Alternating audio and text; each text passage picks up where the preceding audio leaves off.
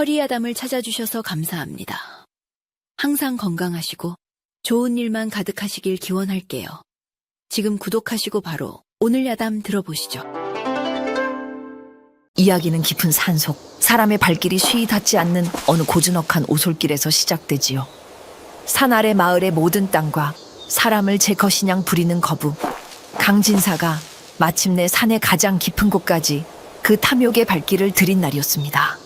강진사의 눈앞에는 허름한 삼배 옷차림으로 등에는 반쯤 채운 약초 망태기를 맨 여인 하나가 서 있었습니다. 바로 동백나무 숲에 사는 약초꾼 연화였습니다. 강진사는 큼지막한 손으로 자신의 뱃살을 한번 툭 치고는 거만한 목소리로 말문을 열었습니다. 내년이 이 산에 사는 약초꾼이냐? 당장 내 눈앞에서 사라지지 못할까? 이 산은 어르신들 대부터 대대로 내려온 내 소유다. 내년이 캐는 약초 한 뿌리, 디디고선 흙 한 줌까지 모두 내 것이란 말이다. 마을 사람이었다면 그 위세에 눌려 땅바닥에 머리를 조아리고 벌벌 떨었을 테지요. 하지만 연화는 미동도 하지 않았습니다. 그녀는 그저 고개를 들어 강진사를 바라볼 뿐이었습니다. 그 눈에는 어떠한 감정도 담겨 있지 않아 오히려 보는 사람의 속을 섬뜩하게 만드는 구석이 있었습니다. 강진사는 순간 말문이 막혔습니다. 저 계집의 눈이 어찌 저리도 불손한가. 그는 기분이 상해버럭 소리를 질렀습니다. 내 인연, 내 말이 말 같지 않으냐. 당장 이 산에서 떠나거라. 좋게 말할 때 떠나지 않으면 내년이 사는 오두막집을 당장 불태워버릴 것이다. 협박과 고함이 난무했지만 연화는 여전히 말이 없었습니다. 그녀는 대답 대신 그저 조용히 몸을 돌려 숲의 더 깊은 곳으로 발걸음을 옮겼습니다. 그 무심한 뒷모습에 강진사는 참을 수 없는 모욕감을 느꼈습니다. 그는 주먹을 불끈 쥐며 언젠가 저 오만한 계집의 콧대를 반드시 꺾어 놓으리라 다짐했습니다. 연화가 사는 동백나무 숲은 그녀에게 단순한 거처 이상의 의미를 지니는 공간이었습니다. 10여 그루의 늙은 동백나무들이 군락을 이룬 그곳은 세상과 그녀를 단절시켜주는 유일한 장벽이자 그녀의 속죄를 위한 작은 감옥과도 같은 곳이었습니다. 그녀는 매일 새벽 안개가 채 걷히기도 전에 일어나 숲으로 들어섰습니다. 사람을 살리는 약초를 캐는 것이 그녀의 하루 일과였습니다. 약초의 뿌리가 다치지 않도록 조심스럽게 흙을 파냈고 필요한 만큼만 거두고 나면 파헤친 흙을 다시 정성껏 다독여 주었지요. 그녀의 작은 초가집 뒤편에는 그녀만이 아는 작은 공간이 있었습니다. 크고 작은 돌멩이들을 쌓아 올린 작은 돌무덤 수십 개가 바로 그것이었지요. 그 돌무덤들은 그녀가 과거에 자신의 손으로 거두었던 생명들의 넋을 기리기 위한 것이었습니다. 그녀는 매일 그곳에 맑은 샘물을 떠다 바치고 갓 캔 약초의 향을 피워 올렸습니다. 아무도 알아주지 않는 그녀 자신만을 위한 속죄의 의식이었습니다. 때로는 사냥꾼의 덫에 걸려 다리를 다친 노루를 발견하면 밤새 곁을 지키며 상처를 돌봐주기도 했습니다. 생명을 해하던 손으로 이제는 생명을 살리는 일을 하며 그녀는 자신의 과거를 조금씩 씻어내고 있었습니다. 하지만 과거의 기억은 핏물처럼 진해서 아무리 씻어내려 해도 쉬이 지워지지 않았습니다. 특히 달이 유난히 밝은 밤이면 그녀는 어김없이 악몽에 시달렸습니다. 비단 옷을 스치는 서늘한 감촉, 날선 칼날에 비친 자신의 무표정한 얼굴, 그리고 달빛 아래서 선홍빛으로 흩어지던 피의 기억. 흑접. 궁의 가장 깊은 곳에서 왕의 그림자가 되어 피를 묻히던 비밀 암살 조직의 이름이자 바로 그녀 자신의 이름이었습니다. 가장 믿었던 동료에게 배신당하고 모든 것을 잃은 그날 이후 그녀는 세상에서 자신의 존재를 지우고 이 깊은 산속으로 숨어들었습니다. 동백꽃은 겨울에 핀다고 하지요. 모두가 생명을 거두는 추운 계절에 마치 핏방울처럼 붉게 피어나는 그 꽃이 꼭 자신의 운명 같다고 그녀는 생각했습니다. 강진사의 등장은 그 붉은 꽃잎 위에 다시 한번 피바람이 불어올 것을 예고하는 불길한 전조와도 같았습니다. 강진사가 그토록 연화의 동백나무 숲에 집착하는 데에는 그만한 이유가 있었습니다. 그의 탐욕은 그저 땅 한 떼기를 더 가지려는 수준의 것이 아니었지요. 그것은 자신의 가문을 천년만년 이어가게 해줄 것이라는 맹목적인 믿음에서 비롯된 것이었습니다. 한 달 전 그는 용하다는 소문을 듣고 한양에서 이름난 풍수쟁이를 큰 돈을 주고 모셔왔습니다. 자신의 가문이 대대로 번창할 명당 자리를 찾기 위함이었지요. 풍수쟁이는 강진사의 집과 선산을 둘러보더니 고개를 갸웃거리며 말했습니다. 대감, 이 댁의 터도 나쁘지는 않으나 진정한 기운은 저 산 너머에 있는 듯합니다. 강진사는 즉시 풍수쟁이를 데리고 자신의 소유인 산으로 향했습니다. 산의 이곳저곳을 둘러보던 풍수쟁이의 발걸음이 마침내 동백나무 숲 어귀에서 우뚝 멈추었습니다. 그는 눈을 감고 한참 동안이나 땅의 기운을 느끼는 듯하더니 이윽고 눈을 번쩍 뜨며 무릎을 탁 쳤습니다. 찾았습니다, 대감. 바로 이곳입니다. 이 땅은 그저 평범한 숲이 아닙니다. 산의 모든 전기가 모여드는 용의 심장과도 같은 곳, 바로 용의 혈맥이 흐르는 대명당입니다. 풍수쟁이는 흥분을 감추지 못하고 떠들어댔습니다. 보십시오. 저 동백나무들이 사시사철 푸르고 겨울에도 붉은 꽃을 피우는 것은 바로 이 땅 아래 흐르는 뜨거운 용의 피 덕분입니다. 만약 이곳에 조상의 묘를 쓰거나 집을 짓고 기거한다면 그 가문은 대대손손 왕후장상이 끊이지 않을 것이며 재물은 마르지 않는 샘물처럼 솟아날 것입니다. 그 말을 듣는 순간 강진사의 눈이 탐욕의 불길로 번뜩였습니다. 왕후장상 마르지 않는 재물, 그것은 그가 평생을 꿈꿔왔던 것이었습니다.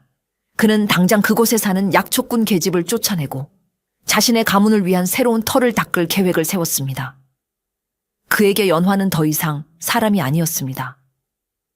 그는 자신의 거대한 욕망을 위해서라면 그깟 미천한 계집 하나의 목숨쯤은 아무렇지도 않게 짓밟을 수 있는 위인이었습니다. 그의 머릿속은 이미 자신의 후손들이 비단 옷을 입고 조정에 드나드는 황홀한 상상으로 가득 차 있었습니다. 그 상상을 현실로 만들기 위해서라면 그는 무슨 짓이든 할 준비가 되어 있었습니다. 그 땅에 흐르는 것이 정말 용의 피인지 아니면 앞으로 흐르게 될 누군가의 피인지는 그의 관심 밖의 일이었습니다.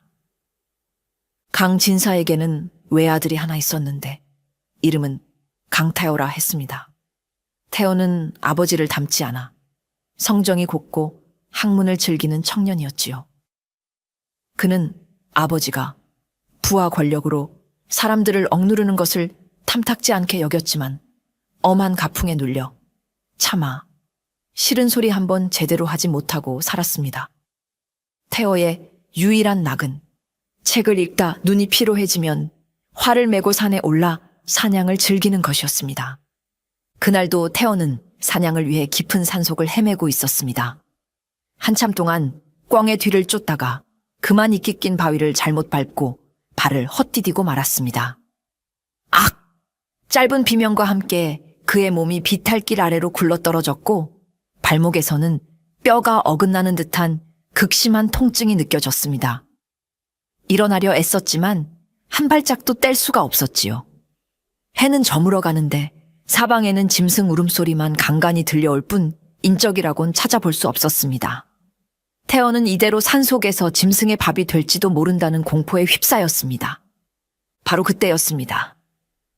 숲의 어둠 속에서 누군가 조용히 나타났습니다. 바로 약초를 캐고 돌아가던 연화였지요. 그녀는 쓰러져 신음하는 태어를 발견하고는 말없이 다가와 그의 발목을 살폈습니다. 그녀의 손길은 거칠었지만 동시에 놀라울 정도로 섬세하고 망설임이 없었습니다. 그녀는 부어오른 발목을 이리저리 만져보더니 태어가 비명을 지를 틈도 없이 어긋난 뼈를 순식간에 맞추어 넣었습니다.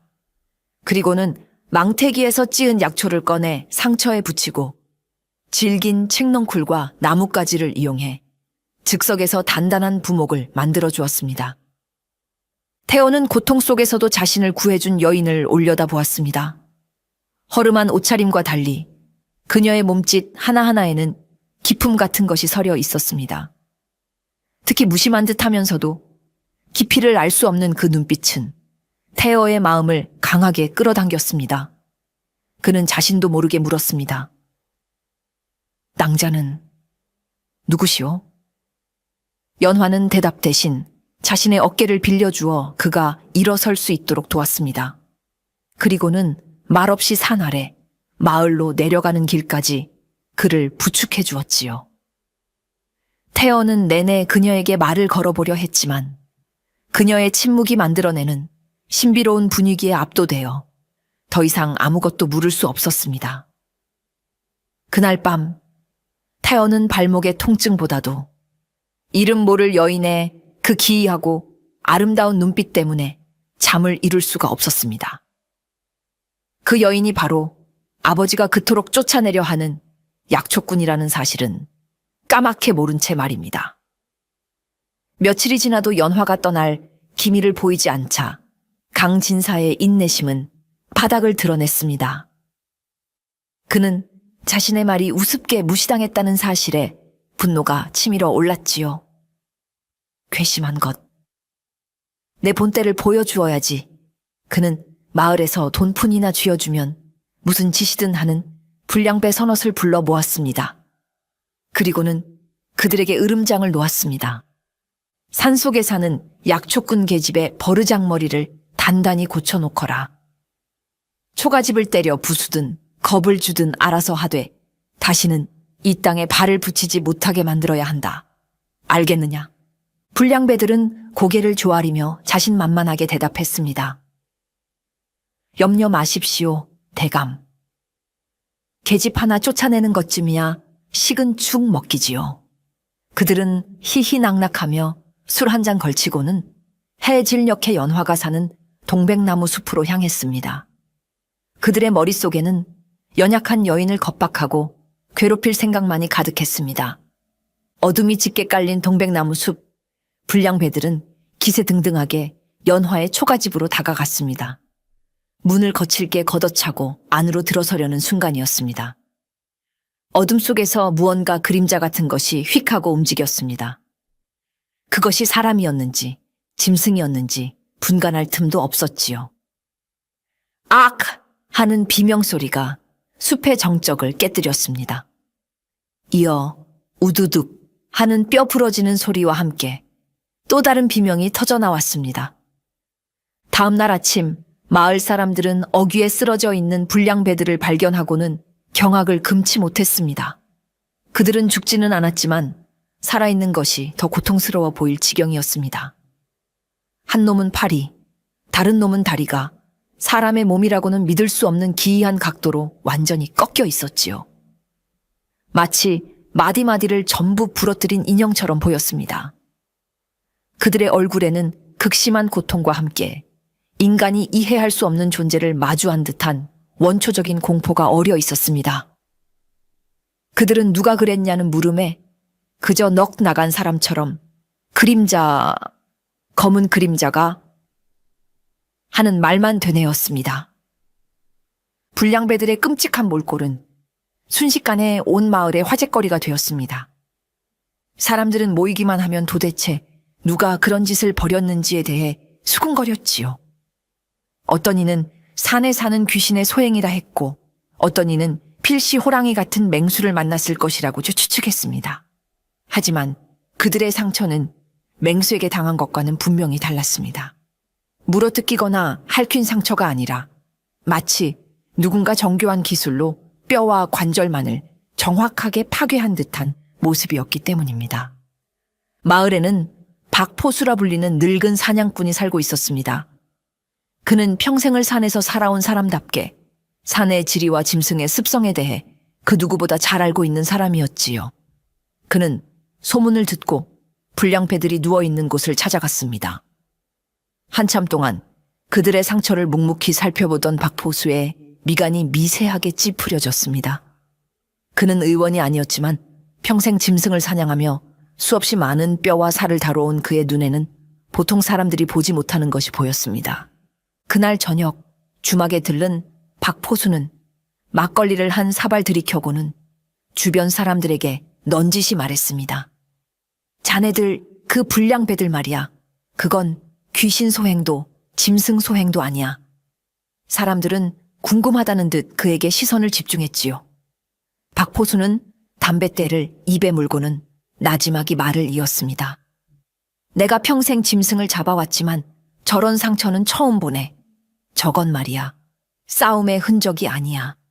급소를 정확히 알고 최소한의 힘으로 최대한의 고통을 주는 법을 아는 자의 솜씨지. 그는 잠시 말을 끊고는 뇌리에 스치는 한 사람의 얼굴을 떠올렸습니다. 바로 동백나무 숲에 사는 약초꾼 연화였지요. 그는 가끔 산에서 그녀와 마주치곤 했습니다. 그때마다 그는 그녀에게서 어딘가 위화감을 느끼곤 했습니다. 약초를 캐는 평범한 안악이라고 하기에는 그녀의 몸놀림이 너무나도 가볍고 소리가 없었으며 주변을 살피는 눈빛은 놀라울 정도로 침착하고 날카로웠습니다. 박포수는 마침내 자신의 생각을 정리하며 말했습니다. 저건 사냥이야.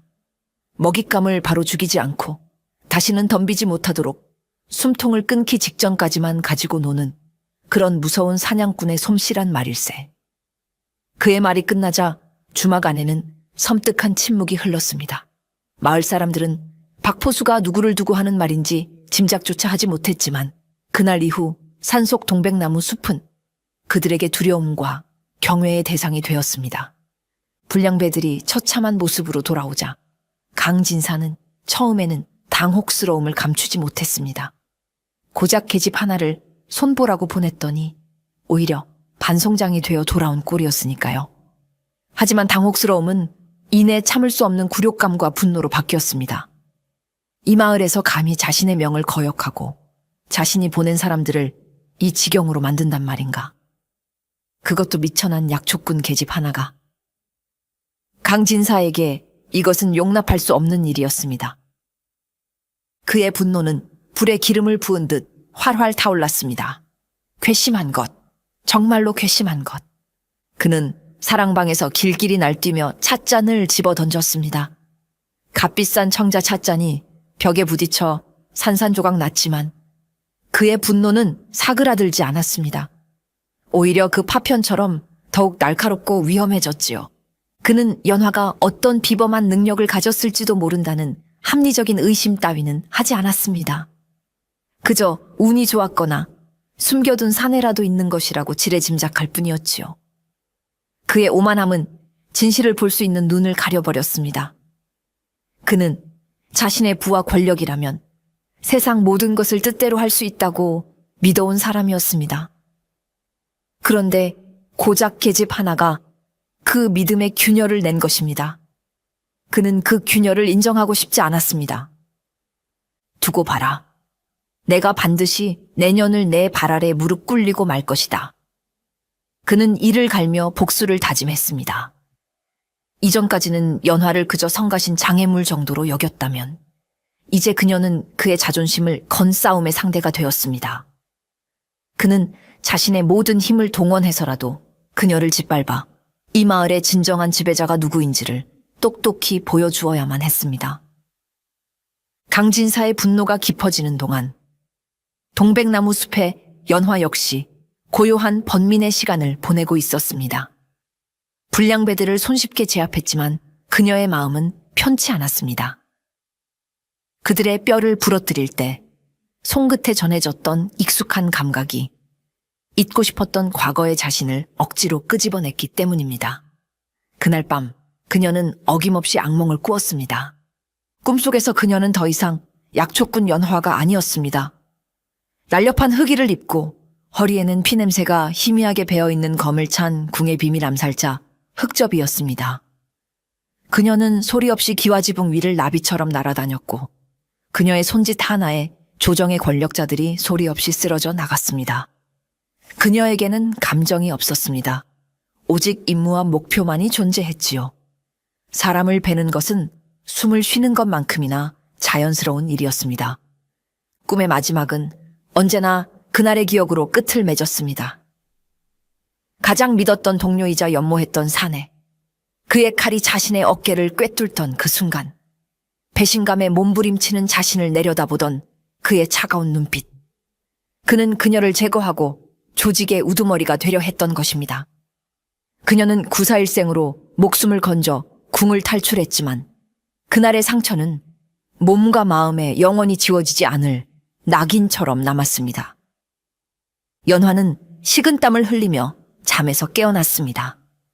창밖은 아직 어두웠고 바람에 동백나무 잎이 스치는 소리만이 스산하게 들려왔습니다. 그녀는 자신의 손을 내려다보았습니다. 약초를 캐고 흙을 만지며 거칠어진 손이었지만 그 손은 여전히 사람의 급소를 정확히 기억하고 있었습니다. 그녀가 이 산속에 숨어들어 속죄의 삶을 사는 것은 다시는 이 손에 피를 묻히지 않기 위함이었습니다. 사람을 해하는 기술을 사람을 살리는 일에 쓰며 과거의 업보를 씻어내고 싶었습니다. 하지만 강진사의 등장은 그녀의 고요한 삶을 뒤흔들고 있었습니다. 그의 탐욕과 폭력은 잠들어 있던 흑접의 본능을 자꾸만 깨우고 있었습니다. 그녀는 두려웠습니다. 다시 피를 보는 것이 두려운 것이 아니었습니다. 한 번 칼을 뽑으면 멈출 수 없었던 과거의 자신으로 돌아가게 될까봐, 그래서 애써 쌓아 올린 속죄에 탑이 무너져 내릴까봐 두려웠습니다. 그녀는 초가집 뒤편에 돌무덤들로 향했습니다. 차가운 새벽 공기 속에서 그녀는 자신이 지키고 싶었던 이 작은 평화가 곧 깨어지게 될지도 모른다는 불길한 예감에 휩싸였습니다. 아들 태호는 마을에 흉흉하게 퍼진 소문을 듣고 심란한 마음을 감출 수가 없었습니다. 아버지가 보낸 불량배들이 반송장이 되어 돌아왔다는 이야기, 그리고 그들의 상처가 심상치 않다는 박포수의 이야기까지. 그의 머릿속은 온통 혼란스러웠지요. 그는 아버지가 산속 약초꾼을 쫓아내려 한다는 사실을 어렴풋이 알고 있었습니다. 하지만 그 약초꾼이 바로 자신을 구해준 신비로운 여인, 연화일 것이라고는 생각하지 못했습니다. 그는 며칠을 고민하다 마침내 아버지를 찾아갔습니다. 아버님, 소문을 들었습니다. 산속 약초꾼에게 사람을 보내셨다면서요. 어찌 그런 짓을 하셨습니까? 태호가 용기를 내어 물었지만 강진사는 버럭 소리부터 질렀습니다. 네 이놈, 아비가 하는 일에 감히 토를 다는 것이냐? 그깟 미천한 계집 하나 때문에 이 아비를 추궁하는 캐냐? 태호는 물러서지 않았습니다. 아버님, 그 여인은 얼마 전 산에서 다친 저를 구해준 은인입니다. 어찌 그런 분을 해하려 하십니까? 땅에 대한 욕심 때문에 사람을 해치는 것은 올바른 일이 아닙니다. 그의 말에 강진사는 더욱 노발대발했습니다. 은인? 가소로운 것. 그 요망한 계집이 벌써 내 아들놈까지 홀려놓았구나. 정신 차리거라. 그녀는 우리 가문의 앞길을 막는 재앙 덩어리일 뿐이다. 그는 아버지의 악행과 연화의 비밀 사이에서 깊은 갈등에 빠졌습니다. 아들로서 아버지를 막아야 한다는 도의적인 책임감과 자신을 구해준 연화에 대한 인간적인 연민, 그리고 그녀의 정체에 대한 호기심이 뒤섞여 그의 마음을 복잡하게 만들었습니다. 그는 이대로 두고만 본다면 아버지가 더 끔찍한 일을 저지를 것이 분명하다고 생각했습니다. 어떻게든 아버지를 막아야 한다. 그리고 그녀를 만나 진실을 알아내야 한다. 태호는 마침내 결심했습니다. 아버지의 그늘 아래서 순종하며 살아온 그가 처음으로 자신의 의지를 가지고 움직이기 시작한 순간이었습니다. 아들의 반대에도 불구하고 강진사의 분노와 집착은 멈추기는커녕 더욱 위험한 방향으로 치달았습니다. 마을의 불량배들로는 어림도 없다는 것을 깨달은 그는 이번에는 더 큰 돈을 들여 한양에서 이름난 왈패들을 고용했습니다. 그들은 돈만 주면 살인도 마다하지 않는 그림자 세계의 흉악한 자들이었지요. 강진사는 왈패들의 우두머리를 자신의 사랑방으로 불러들여 묵직한 돈주머니를 던져주며 명령했습니다. 이번에는 실수가 있어서는 아니 된다. 오늘 밤 산속 동백나무 숲으로 가 그 계집의 초가집에 불을 질러라. 그 안의 것이 제가 되어도 좋으니 아예 흔적도 없이 없애버려야 한다. 알겠느냐? 그의 목소리에는 이제 일말의 망설임도 죄책감도 없었습니다. 오직 상대를 완전히 파괴하려는 잔인한 의지만이 가득했지요. 그날 밤 달빛마저 구름에 가려 칠흑같이 어두운 밤이었습니다. 왈패들은 소리 없이 동백나무 숲으로 잠입했습니다. 그들은 불화살과 기름통까지 준비해온 치밀하고 잔인한 자들이었지요. 숲의 한가운데 어둠 속에 잠겨있는 연화의 작은 초가집이 보였습니다. 왈패들은 사방에서 집을 포위하고 일제히 기름을 뿌리고 불화살을 쏘아댔습니다. 순식간에 마른 초가지붕에 불이 옮겨 붙었고 화염은 뱀의 혀처럼 날름거리며 집 전체를 삼키기 시작했습니다. 타오른다. 이제 저 안의 계집도 도간에 든 쥐새끼 꼴이구나. 왈패들은 타오르는 불길을 보며 만족스러운 미소를 지었습니다. 그들에게는 죄책감이란 없었습니다. 그저 의뢰받은 일을 깔끔하게 처리했다는 생각뿐이었지요. 화마는 삽시간에 연화가 살던 작은 공간을 잿더미로 만들었습니다. 그녀가 매일 정성껏 돌보던 약초들, 그녀의 손때 묻은 낡은 가구들, 그리고 그녀가 지키려 했던 고요한 평화까지 모든 것이 붉은 불길 속에서 무너져 내리고 있었습니다. 강진사의 두 번째 도발은 이전과는 비교할 수 없이 잔인하고 극단적이었습니다.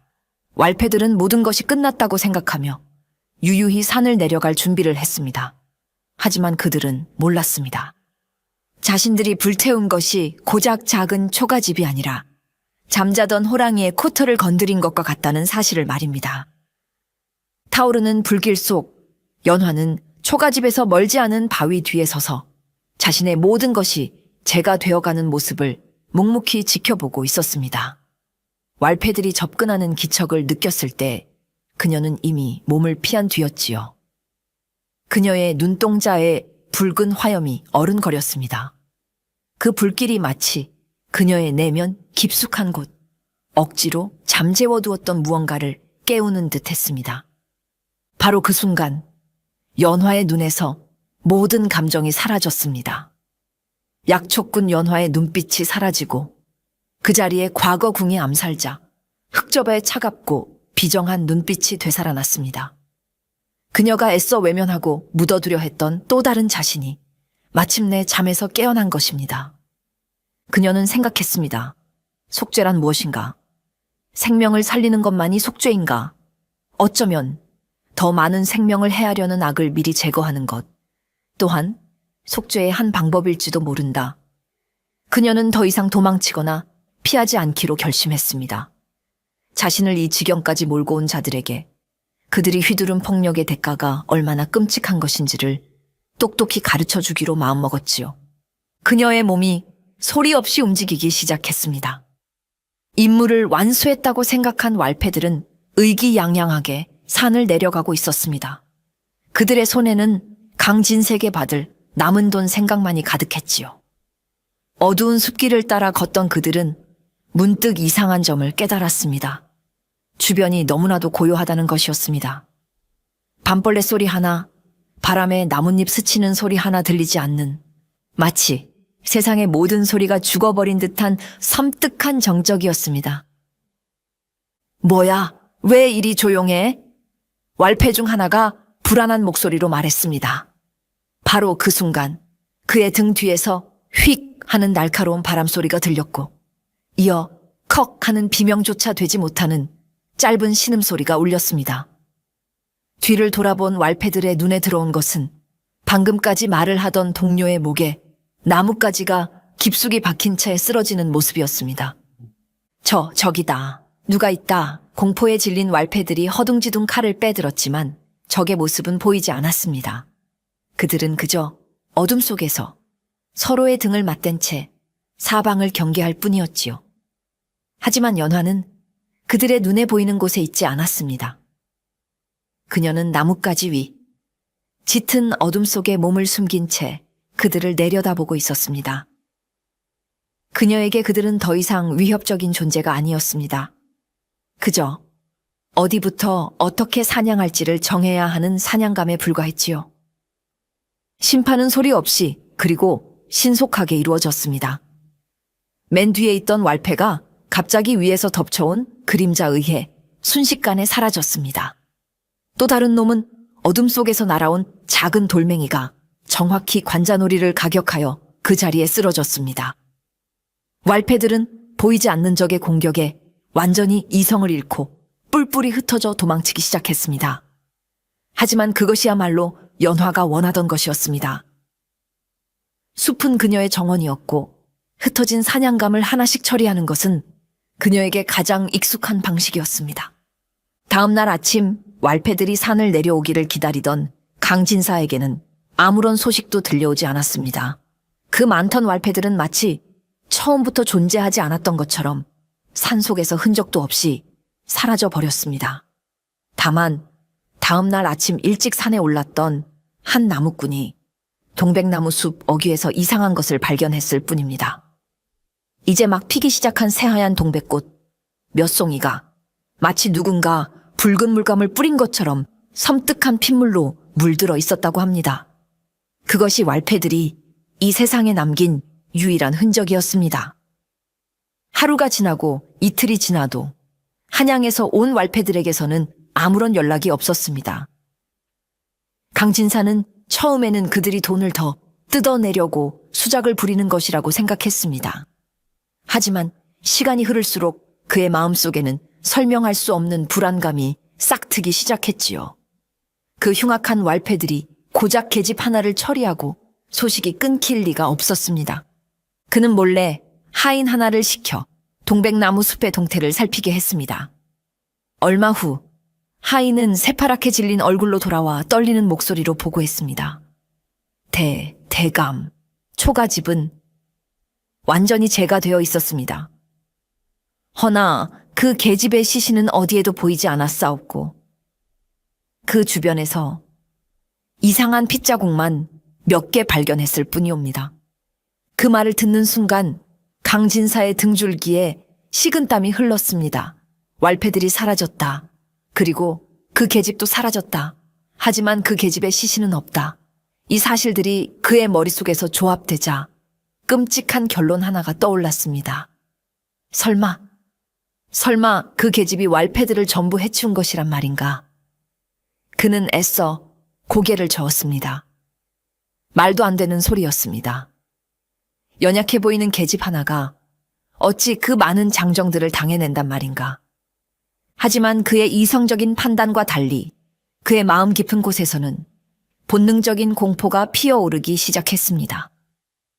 처음 그녀를 만났을 때 보았던 그 무감각하고 깊이를 알 수 없는 눈빛, 팔다리가 부러져 돌아온 불량배들의 처참한 몰골, 그리고 이제는 흔적도 없이 사라져버린 왈패들까지 모든 조각들이 하나의 그림을 가리키고 있었습니다. 자신이 건드린 존재가 결코 평범한 약초꾼이 아니라는 것을 말입니다. 그날 이후 강진사는 밤마다 악몽에 시달렸습니다. 꿈속에서 연화는 피 묻은 칼을 든 저승사자가 되어 그의 목을 겨누었습니다. 그는 자신의 대저택 안에서도 안심할 수가 없었습니다. 바람에 문이 삐걱거리는 소리만 나도 쏘스라치게 놀랐고 어둠 속에서 누군가 자신을 지켜보고 있는 것만 같은 환각에 시달렸지요. 그는 자신이 사냥꾼인 줄 알았지만 이제는 자신이 보이지 않는 사냥꾼에게 쫓기는 사냥감이라는 사실을 깨닫기 시작한 것입니다. 강태호는 아버지가 한양에서 왈패들까지 고용했다는 사실을 전해 듣고는 더 이상 참을 수가 없었습니다. 이것은 단순히 땅을 뺏으려는 수준을 넘어선 명백한 살인이었습니다. 그는 아버지의 광기가 결국 모두를 파멸로 이끌 것이라고 직감했지요. 더 늦기 전에 어떻게든 이 비극을 막아야만 했습니다. 그는 며칠 동안 연화의 행방을 수소문했습니다. 왈패들이 사라진 이후 그녀 역시 자취를 감춘 상태였습니다. 태어는 그녀가 이미 목숨을 잃었을지도 모른다는 최악의 상황까지 생각했지만 왠지 모르게 그녀는 살아있을 것이라는 강한 믿음이 있었습니다. 그는 마침내 박포수를 찾아가 도움을 청했습니다. 산의 지리에 누구보다 밝은 그라면 그녀가 있을 만한 곳을 알지도 모른다고 생각했기 때문입니다. 박포수는 태호의 이야기를 묵묵히 듣더니 깊은 한숨을 내쉬며 말했습니다.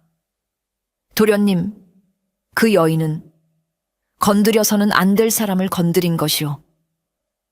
이제 와서 막기에는 너무 늦었을지도 모르오.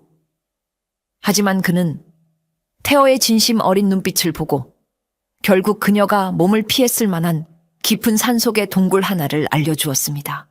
태호는 험한 산길을 헤치고 마침내 동굴을 찾아냈습니다. 동굴 안에는 연화가 조용히 앉아 있었습니다. 그녀의 모습은 이전과 같았지만 그녀를 둘러싼 공기는 완전히 달라져 있었습니다. 이전의 신비로운 분위기 대신 이제는 누구도 쉽게 범접할 수 없는 날카롭고 서늘한 기운이 감돌고 있었지요. 태호는 그녀 앞에 무릎을 꿇었습니다. 낭자, 소인이 아버지를 대신하여 사죄드립니다. 부디 용서해 주시오. 그는 품에서 묵직한 돈주머니를 꺼내 그녀에게 내밀었습니다. 이것은 제 어머니께서 남겨주신 유품입니다. 이것을 가지고 아무도 찾을 수 없는 곳으로 멀리 떠나시오. 제 아버지는 이제 이성을 잃으셨소. 더 이상 이곳에 있다가는 낭자도 제 아버지도 모두 무사하지 못할 것입니다. 그것은 태호가 할 수 있는 최선의 선택이었습니다. 그는 아버지의 죄가 더 깊어지는 것을 막고 싶었고 동시에 연화가 더 이상 피를 보지 않고 무사하기를 바랐습니다. 그의 목소리에는 진심 어린 걱정과 애원이 담겨 있었습니다. 그는 그녀가 이 제안을 받아들여 이 끔찍한 비극의 고리를 끊어주기를 간절히 바랐습니다. 태호의 간절한 애원에도 불구하고 연화의 표정에는 아무런 변화가 없었습니다. 그녀는 태호가 내민 돈주머니를 쳐다보지도 않았습니다. 그저 동굴벽의 한 점을 응시하며 나지막이 입을 열었지요. 그녀의 목소리는 메마른 낙엽처럼 건조하고 차가웠습니다. 도련님의 마음은 고맙게 받겠소. 허나 이제 와서 떠날 수는 없소. 태호는 당황하며 물었습니다. 어찌하여 그러시오? 이곳에 더 있다가는 정말 위험할 수 있소. 내 아버지는 절대 포기할 뿐이 아니오. 연화는 천천히 고개를 돌려 처음으로 태호의 눈을 똑바로 바라보았습니다. 그 눈빛은 너무나도 깊고 공허해서 태호는 저도 모르게 숨을 삼켰습니다. 나는 평생을 도망치며 살아왔소. 내 과거로부터, 내 자신으로부터. 이 산속은 나의 마지막 도피처였지. 하지만 이제 깨달았소. 도망치는 것으로는 아무것도 끝낼 수 없다는 것을. 그녀는 자리에서 일어났습니다. 그녀의 작은 몸에서 뿜어져 나오는 위압감에 태호는 저도 모르게 뒷걸음질 쳤습니다. 나는 이곳에서 속죄하며 조용히 죽어가려 했소. 허나 당신 아버지가 나의 작은 평화마저 부수어 버렸지. 잠자던 악귀를 깨운 것은 바로 당신 아버님이요. 이제 와서 그 악귀를 다시 잠재울 방법은 없소. 그녀의 목소리에는 슬픔이나 분노가 아닌 모든 것을 체념한 자의 차가운 결의가 담겨 있었습니다. 이곳은 내가 피를 묻혔던 자들을 위해 기도를 올리던 곳이요. 그러니 이제 여기가 나의 무덤이 될 것이요. 내가 묻히든 아니면 나를 이 지경까지 몰고 온 자가 묻히든 어느 쪽이든 이제는 끝을 맺어야지. 그 말을 끝으로 연화는 더 이상 아무 말도 하지 않았습니다. 그녀의 거절은 너무나도 단호해서 태호는 더 이상 그녀를 설득할 수 없다는 것을 깨달았습니다. 태호는 무거운 마음으로 동굴을 나섰습니다. 이제 피바람을 피할 방법은 없다는 것을 그는 직감할 수 있었습니다. 아들 태호마저 자신을 등지고 그 계집의 편을 들었다고 생각하자 강진사는 남아있던 마지막 이성의 끝마저 놓아버렸습니다. 그의 마음속을 가득 채운 것은 이제 공포와 분노, 그리고 무슨 수를 써서라도 그 계집을 죽여야 한다는 강박적인 살이뿐이었습니다. 그는 마침내 최후의 수단을 쓰기로 결심했습니다. 모두 모이게 하라.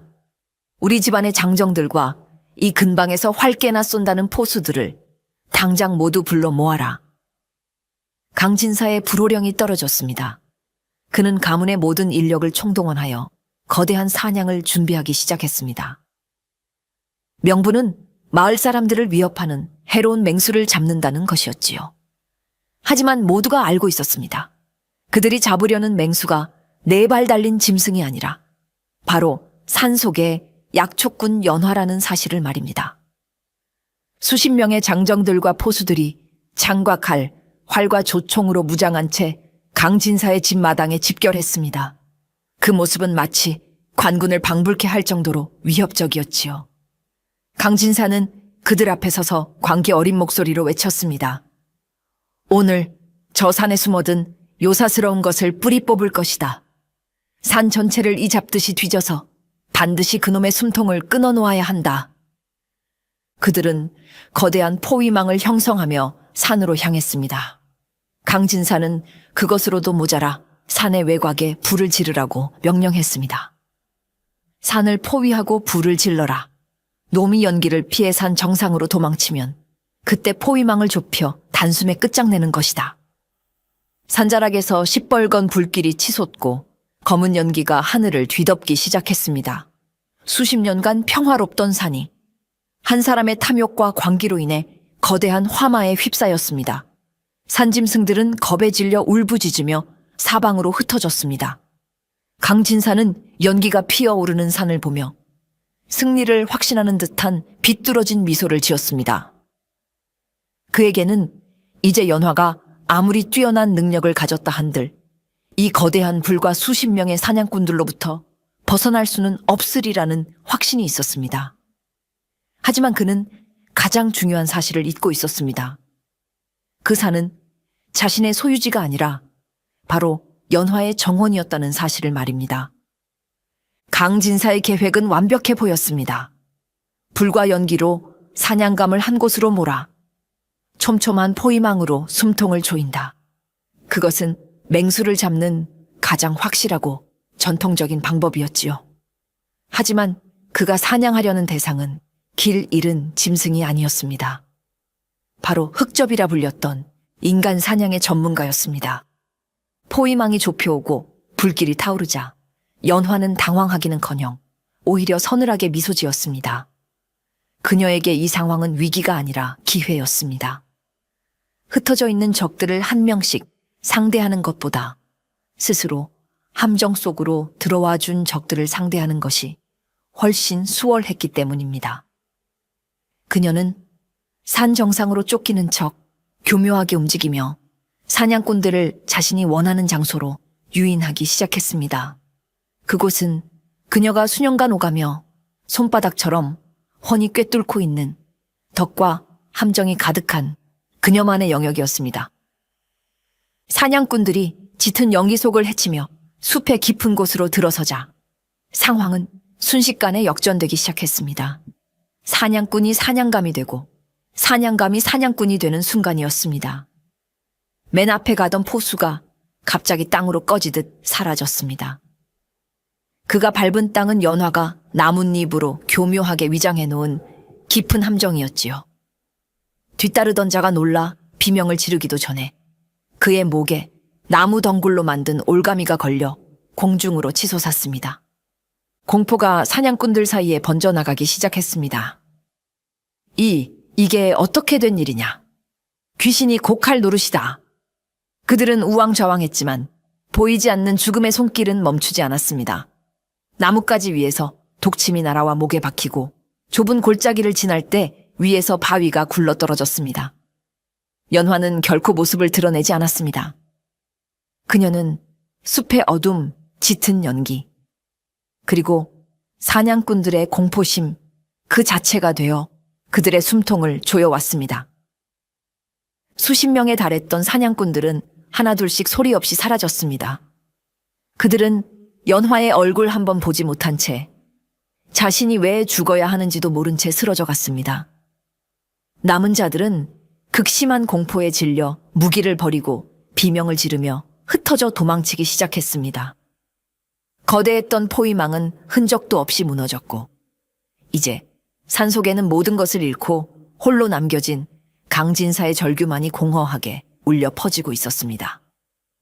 마침내 모든 사냥꾼들이 사라지거나 도망치고 난 뒤 산에는 다시 정적이 찾아왔습니다. 타오르던 불길도 밤이 깊어지며 잦아들었지요. 이제 산속에 남은 것은 모든 것을 잃고 넋이 나간 강진사와 그의 숨통을 끊기 위해 조용히 다가오는 연화. 단 두 사람뿐이었습니다. 강진사는 홀로 동백나무 숲에 다다랐습니다. 그가 그토록 원했던 용의 혈맥이 흐른다는 바로 그곳이었습니다. 하지만 이제 그곳은 영광의 땅이 아니라 그의 무덤이 될 공포의 공간이었습니다. 그는 공포에 질려 허리춤에 칼을 빼들고 사방을 향해 마구 휘둘렀습니다. 나와라, 이 요망한 것. 모습을 드러내고 나와 정정당당히 겨루자. 그의 외침이 끝나자 마치 그림자 속에서 스며 나오듯 연화가 그의 앞에 모습을 드러냈습니다. 그녀의 손에는 아무것도 들려있지 않았습니다. 하지만 그녀에게서 뿜어져 나오는 살기는 날선 칼날보다도 더 서늘하고 위협적이었습니다. 내 인연. 강진사는 공포와 분노가 뒤섞인 눈으로 그녀를 보며 미친 듯이 칼을 휘두르며 달려들었습니다. 하지만 그의 공격은 너무나도 무모하고 허술했습니다.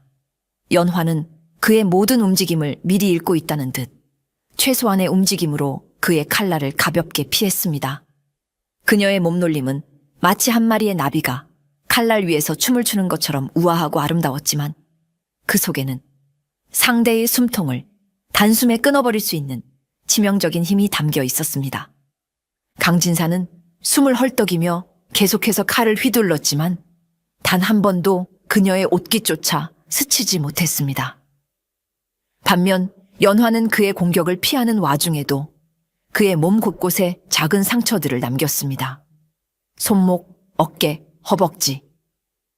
전투에 지장을 주지는 않지만 극심한 고통과 공포를 안겨주는 부위들이었지요. 그녀는 그를 바로 죽이지 않고 마치 고양이가 쥐를 가지고 놀듯 그의 힘과 정신을 서서히 파괴하고 있었습니다. 마침내 모든 힘이 빠진 강진사는 칼을 놓치고 그 자리에 주저앉아 거친 숨을 몰아쉬었습니다. 그는 패배를 인정할 수밖에 없었습니다. 그의 앞에는 더 이상 약초꾼 계집이 아닌 감히 인간의 힘으로는 상대할 수 없는 재앙과도 같은 존재가 서 있었습니다. 칼을 놓치고 주저앉은 강진사는 이제 모든 것을 체념한 듯 멍한 눈으로 연화를 올려다보았습니다. 그는 죽음을 직감하고 눈을 감았습니다. 하지만 예상했던 고통은 찾아오지 않았습니다. 그가 실눈을 떠 보았을 때 연화는 그를 죽이는 대신 그저 차가운 눈으로 내려다보고 있을 뿐이었습니다. 연화는 그에게 다가가 나지막이 말했습니다. 나는 당신을 죽이지 않겠소. 그녀의 목소리에는 어떤 감정도 실려 있지 않았습니다. 당신은 이 땅이 용의 혈맥이라 했지. 당신에게 천년의 불을 가져다 줄 것이라 믿었고. 그렇다면 당신이 그토록 원했던 이 땅에 영원히 머무는 것이야말로 당신에게 가장 어울리는 최후가 아니겠소? 그녀는 고갯짓으로 숲의 더 깊은 곳을 가리켰습니다. 그곳에는 비가 많이 온 뒤에 생긴 바닥을 알 수 없는 깊은 진을 구덩이가 있었습니다. 연화는 강진사를 죽이지 않았습니다. 그저 그의 어깨를 가볍게 밀어 진흙 구덩이 쪽으로 방향을 틀어주었을 뿐입니다. 그리고는 아무 일도 없었다는 듯 조용히 몸을 돌려 어둠 속으로 사라졌습니다. 강진사는 잠시 망설이다 살 수 있다는 작은 희망을 품고 비틀거리며 숲길을 따라 도망치기 시작했습니다. 하지만 공포에 질린 그의 발걸음은 정상을 벗어났고 결국 그는 연화가 가리켰던 그 진을 구덩이에 발을 헛디디고 말았습니다. 살려! 그는 필사적으로 발버둥 쳤지만 몸은 더욱 깊은 진흙 속으로 빨려 들어갔습니다. 그가 그토록 원했던 땅이 이제는 그의 몸을 집어삼키는 거대한 무덤이 되고 있었습니다. 그의 마지막 비명은 숲의 어둠 속으로 공허하게 사라졌습니다. 연화는 그에게 직접적인 심판을 내리지 않았습니다. 다만 그의 탐욕이 스스로를 파멸시키도록 내버려 두었을 뿐입니다. 그의 최후는 그가 그토록 멸시했던 산의 짐승들과 흙의 몫이 되었습니다. 강진사와 그를 따르던 수십 명의 사람들이 산속에서 흔적도 없이 사라졌다는 소문은 순식간에 온 마을로 퍼져나갔습니다. 마을 사람들은 공포에 떨며 감히 누구도 그 산에 오르려 하지 않았습니다. 그들에게 동백나무 숲은 이제 신성불가침의 영역이자 산의 정령이 사는 두려운 곳이 되었습니다. 아버지의 모든 악행과 그 비참한 최후를 전해 들은 강태호는 깊은 슬픔과 죄책감에 빠졌습니다. 그는 며칠 밤낮을 괴로워하다 마침내 큰 결심을 했습니다. 그는 아버지의 죄를 대신 사죄하기 위해 가문의 재산을 모두 정리하여 그동안 아버지에게 고통받았던 마을 사람들에게 나누어 주었습니다. 그리고 자신은 작은 초가집으로 거처를 옮겨 조용히 글을 읽으며 속죄의 삶을 살기 시작했지요. 모든 것이 끝난 후 연화는 다시 동백나무 숲으로 돌아왔습니다. 모든 것이 불타버린 잿더미 위에서 그녀는 조금도 슬퍼하지 않았습니다. 그녀는 묵묵히 땅을 고르고 다시 집을 지을 터를 닦았습니다. 그녀는 더 이상 과거로부터 도망치지 않기로 했습니다. 자신의 손으로 피를 보게 되었지만 그것이 자신의 안식처를 지키고 더 큰 악을 막기 위함이었다면 그것 또한 자신이 짊어져야 할 업보의 일부라고 받아들였습니다. 어느 날 태호가 조심스럽게 그녀를 찾아왔습니다. 그는 그녀에게 깊이 머리를 숙여 사죄하고 마을을 떠나 새로운 삶을 살기를 권했습니다. 하지만 연화는 고개를 저었습니다. 나는 떠나지 않을 것이오. 그녀는 재가 된 초가집 터에서 이제 막 돋아나기 시작한 작은 풀잎 하나를 가리키며 말했습니다. 이곳에 다시 싹이 돋아나고 있어. 나 또한 이곳에서 다시 시작할 것이오. 그녀는 더 이상 과거의 얽매인 도망자 흑접도 세상과 단절된 약초꾼 연화도 아니었습니다. 그녀는 자신의 과거와 현재를 모두 껴안고 이 산을 지키는 존재가 되기로 한 것입니다. 그녀는 앞으로도 약초를 캐고 다친 짐승을 돌보며 살아갈 테지요. 하지만 이제 누구라도 부당한 탐욕으로 이 산의 평화를 깨뜨리려 한다면 그녀는 주저없이 심판의 칼날을 휘두를 것입니다. 그녀는 그렇게 그 산의 고요하고도 무서운 수호자가 되어 끝나지 않을 자신의 속죄를 조용히 이어가고 있었습니다.